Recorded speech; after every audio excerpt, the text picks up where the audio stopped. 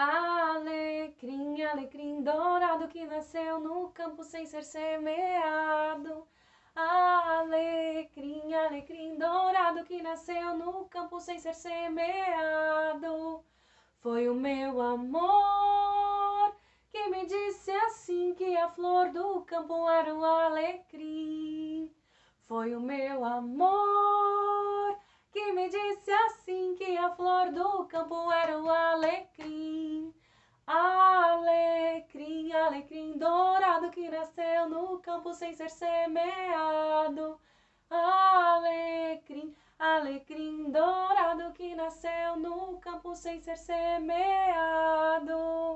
Foi o meu amor que me disse assim que a flor do campo era o alecrim. Foi o meu amor que me disse assim que a flor do campo era o alecrim. Olá, boa noite, boa tarde ou quem sabe até mesmo um bom dia. Hoje eu vou contar uma história para vocês, a história de uma flor. Mas não é a história da flor que nasceu no campo e não foi semeada. Essa é a história da flor do rio, a que foi semeada pela lua, a Vitória Régia. Vocês por acaso sabem a história da Vitória Régia? Bem, estou aqui para contá-la para vocês. Mas antes, vocês sabem me dizer aonde é que a Vitória Régia existe? Bem, tem Vitória Régia em várias partes do mundo, mas aqui no Brasil, a Vitória Régia se encontra no norte, às margens da bacia do rio Amazonas. E ela fica lá, com suas folhas verdes, nadando no rio o dia inteiro. Mas vocês sabem como ela surgiu? Bem, essa é a história final. A Vitória Régia surgiu há muito, muito tempo atrás, quando os índios acreditavam que Jaci, a lua, e se escondia atrás das montanhas para escolher as índias mais lindas de todas e para transformá-las em estrelas. Assim, transformadas em estrelas, as índias viviam no céu, iluminando noite após noite, por toda a eternidade ao lado da lua. E numa certa aldeia vivia Nayá, uma índia guerreira. Nayá tinha os cabelos longos e sedosos, os olhos tão redondos e negros que mais pareciam 2 guaranás, e as pernas tão compridas que ninguém conseguia alcançar Nayá numa corrida. Nayá era uma índia guerreira, e de longe era a índia mais linda daquela aldeia, mas não se sabe por quê. A lua nem dava bola para a menina.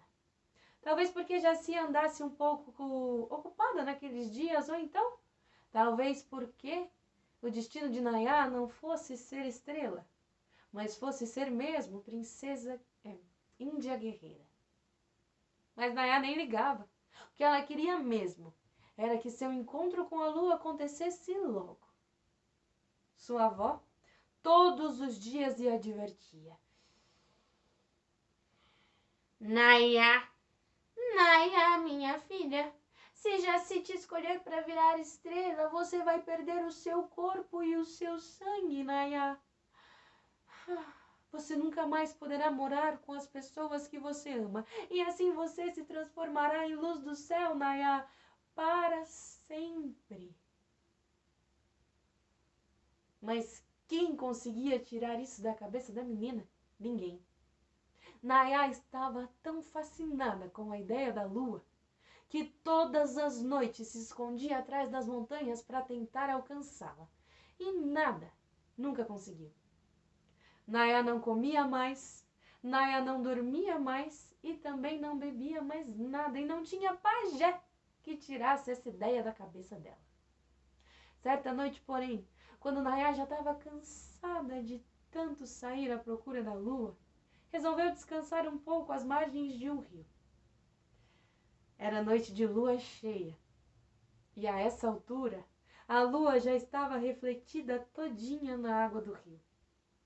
Nayá olhou para o rio e já estava tão cansada e já nem pensando mais direito da cabeça, que foi se aproximando, se aproximando, se aproximando cada vez mais, e quando ela percebeu, estava lá no fundo do rio, e não existia lua nenhuma.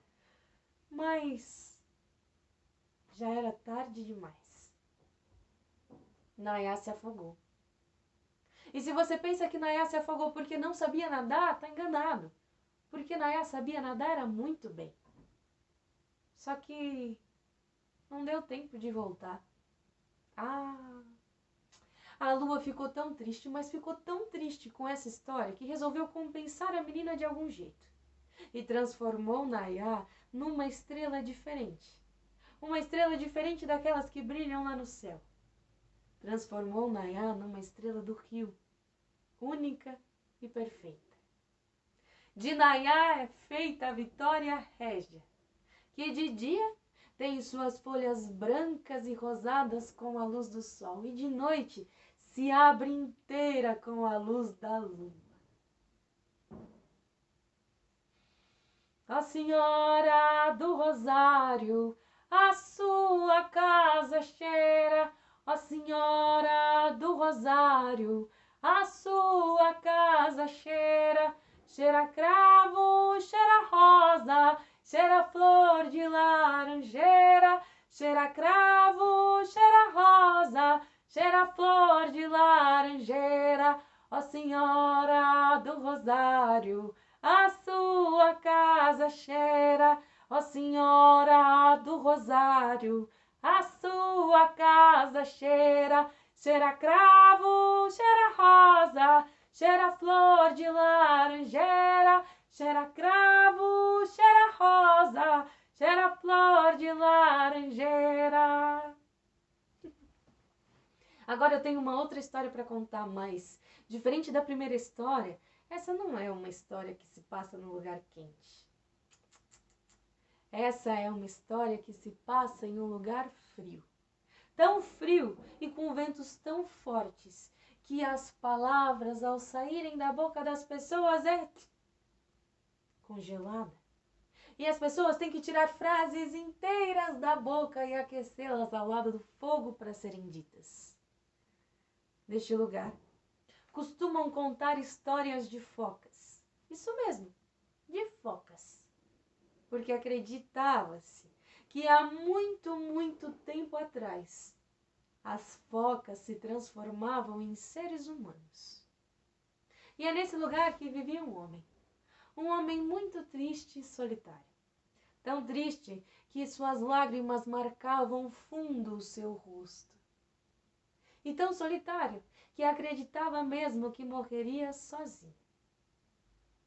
Porém, certa noite, quando a lua já ia alta no céu e as geleiras já estavam derretendo, o homem, navegando com seu caiaque, chegou próximo de uma rocha gigantesca, na qual ele percebeu uns movimentos estranhos.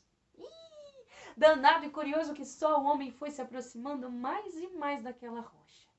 E quando chegou bem perto, percebeu que aqueles movimentos eram nada mais nada menos do que de mulheres que dançavam nuas para a lua. E do lado delas existia um monte de peles de foca. Isso mesmo, aquelas eram mulheres foca, tão lindas que pareciam serem feitas do próprio leite da lua. No seu corpo existiam gotinhas prateadas que reluziam, e suas mãos e pés eram grandes e graciosos. Tão grandes e graciosos que o homem ficou lá, só olhando e admirando as moças. Quando de súbito ele foi roubou uma das peles, do nada. Guardou-a no seu grande casaco e ficou ali, esperando. Depois de um tempo, quando as mulheres terminaram de dançar, vestiram as suas peles de foca e voltaram para a água do mar. Menos uma. Uma que não achava de jeito nenhum a sua pele. Procurava por todos os lados e nada. Ficou mesmo desesperada. Quando de repente surgiu na sua frente um homem. Um homem com a sua pele nos braços. E disse para ela: case-se comigo. Case-se comigo. A mulher ficou indignada e furiosa. Como que aquele homem maluco surgia do nada, tendo roubado a sua pele? Ele pedia para casar-se com ela. Ah, não, não, não. A mulher respondeu: não, está louco. Devolva a minha pele. Não posso casar contigo, porque eu não sou desse mundo. Eu sou do fundo do mar. Mas o homem, como se não tivesse escutado nada do que ela disse, insistiu. Case-se comigo, por favor. Sou um homem tão solitário. Case-se comigo. E dentro de 7 verões, eu lhe devolvo a sua pele. E você decide se fica ou se vai embora. A mulher não queria casar-se com o homem. Não queria mesmo. Não queria de lá do fundo do seu coração. Ela não queria. Mas ele pediu tanto. E ela olhou tão dentro dos seus olhos. E viu tanta solidão e tanta tristeza, que sentiu pena dele. E disse: tudo bem, eu me caso com você. E depois de 7 verões, nós vemos o que fazer. E foi. Foi com um homem, para junto dele. E depois de um tempo tiveram um filho, Oruque. Oruque era uma criança gorda e ágil. Oruque era tão gracioso e tão encantador. Ah, as bochechas de Oruque eram rosadas e mais pareciam 2 cerejas brilhantes. Sua mãe, quando botava Oruque na cama para dormir, lhe contava não histórias de ursos, de lobos ou de porcos. Contava para Oruque histórias dos seres do mar, da vaca marinha, do salmão, do polvo, da lula e de todos os outros seres, pois, afinal de contas, eram essas as histórias que ela sabia como ninguém. O tempo foi passando, passando, passando, e aos poucos a pele da mulher foi ressecando.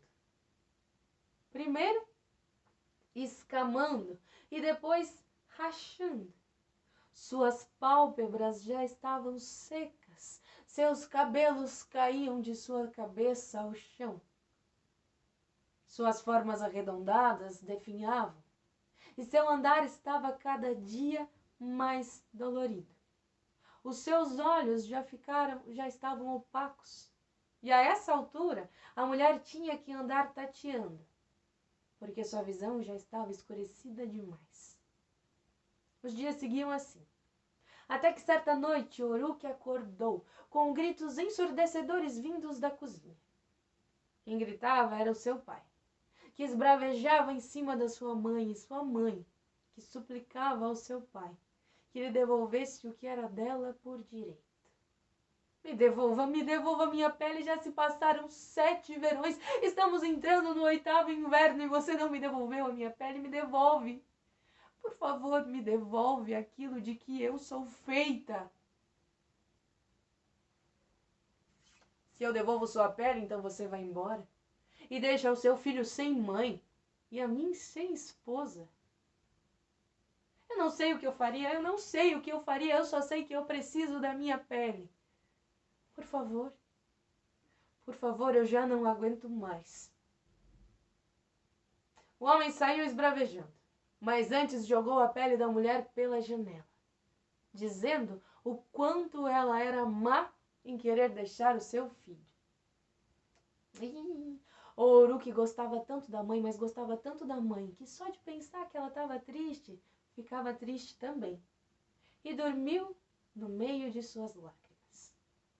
Só que no meio da sua dormidinha, Oruque escutou algo estranho vindo pela janela, que mais parecia o vento lhe chamando.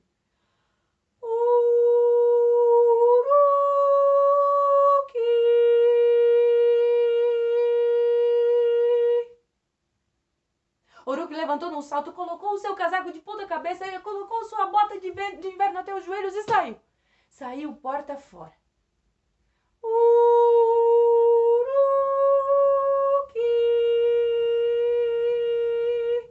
Uruque subiu num penhasco e de lá de cima conseguia ver a água do mar. E se avistasse um pouco mais adiante, também conseguia ver uma foca, toda prateada e reluzente. A foca era enorme, peluda, tinha a cabeça gigantesca e bigodes que lhe caíam pelo peito. E se olhasse mais atentamente, se via que seus olhos eram amarelos, amarelos como o sol.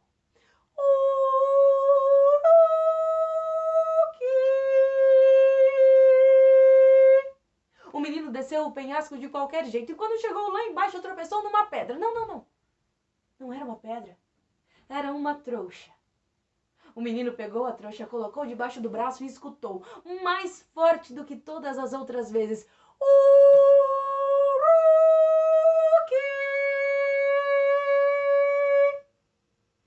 Quando o menino abriu a trouxa, lá estava ela, a pele de sua mãe. E disso ele não tinha dúvida, porque da pele subia um perfume. O perfume que era igualzinho o perfume de sua mãe. Quando o menino colocava o rosto no meio da pele, o perfume de sua mãe entrava pelas suas narinas, como se fosse um respiro da própria alma da mãe, e o enchia, como se fosse um sopro súbito, como uma brisa de verão. A essa altura, a foca prateada ao longe já tinha voltado para a água. E Uruque saiu em disparada em direção à sua casa e quando abriu a porta, a sua mãe lhe recebeu com beijos e abraços. Muito feliz e agradecida porque seu filho e sua pele estavam sãos e salvos. Naquela hora, a mulher fez a única coisa que lhe restava ser feita. Vestiu a sua pele. E nesse momento, Uruque olhou para ela e disse: Mãe, o que você está fazendo? Não vai, mãe. Não vai embora, por favor. Não vai, mãe. Fica comigo, por favor, mãe. Não me deixa. Todos sabem como a mãe não queria deixar o filho. Não queria mesmo. Mas algo mais forte a chamava. Mais forte que ele. Mais forte que ela própria e mais forte que o próprio tempo. Mãe. Poxa, mãe. Não vai, não. Fica comigo, por favor. Nessa hora, a mãe de Uruque pegou o rosto do menino e soprou lá no fundo um sopro de alento e amor. Pegou o menino, pôs debaixo do braço e saiu correndo porta fora em direção ao mar. Chegando no mar, os dois nadaram. E tanto a mãe quanto Uruque não tiveram nenhuma dificuldade para respirar debaixo d'água. Nadaram pelo que pareceu para Uruque horas, mas na verdade foram só alguns minutos. E quando chegaram no lugar destinado, era um lugar lindo, cheio de corais, algas coloridas e peixes por todos os lados. E lá estava ela, a família da moça, a família da mulher foca. E lá estava a mulher foca, de volta ao seu lar. A foca prateada veio em sua direção, abraçou a filha e lhe perguntou: Como tem andado lá em cima, minha filha? Ih, pai, eu magoei um homem.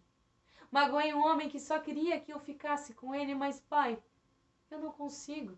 Porque se eu ficasse com ele, pai, eu me tornaria uma prisioneira. E o meu neto? Bem, pai, seu neto não pode ficar. Ele não pertence a esse lugar. Ele não pode ficar por muito tempo.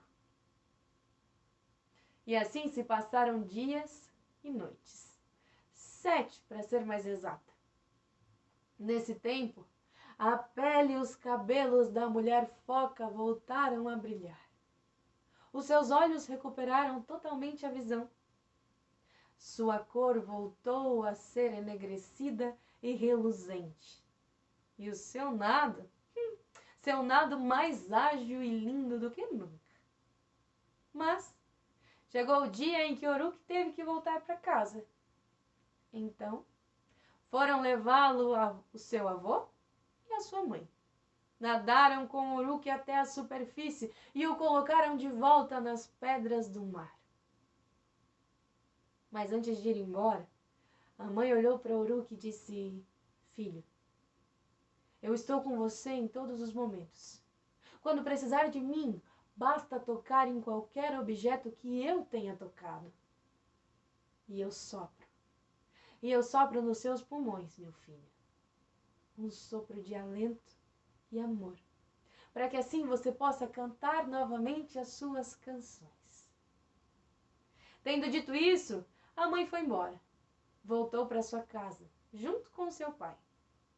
E Uruk também voltou para sua casa. Depois dos anos que se passaram, Uruk se tornou um homem grandemente. Uruk era um grande contador de histórias e tocador de tambor. E todos diziam que Uruk só era grande contador de histórias e tocador de tambor tão bom assim, porque sobreviveu aos espíritos das focas quando era criança. Todos diziam que pelo menos alguns dias na semana viam Uruk com o seu caiaque se aproximar de uma enorme rocha e juravam que o viam conversando com uma enorme foca prateada. Se é verdade, não sei. Só sei que foi assim. Essas foram as histórias de hoje. Espero que tenham gostado e levem elas com vocês. Até a próxima vez.